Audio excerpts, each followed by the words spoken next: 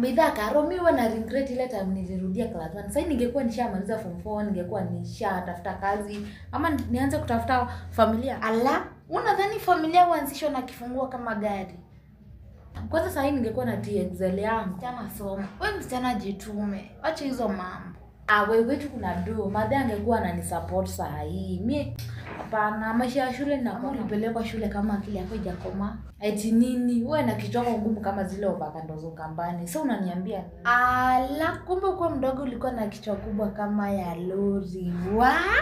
Wewe kichwa kubwa wapi?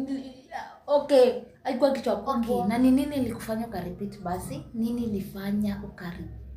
Ilikuwa ni ile mikono venye ulikuwa unaweka mikono hapo, usiposhika sikio unaambiwa repeat. Sasa unaniambia nilikuwa na kichwa kubwa aje? Mbona ungesema mikono kubwa mama mikono fupi? Karuna ni boa, kwanza acha.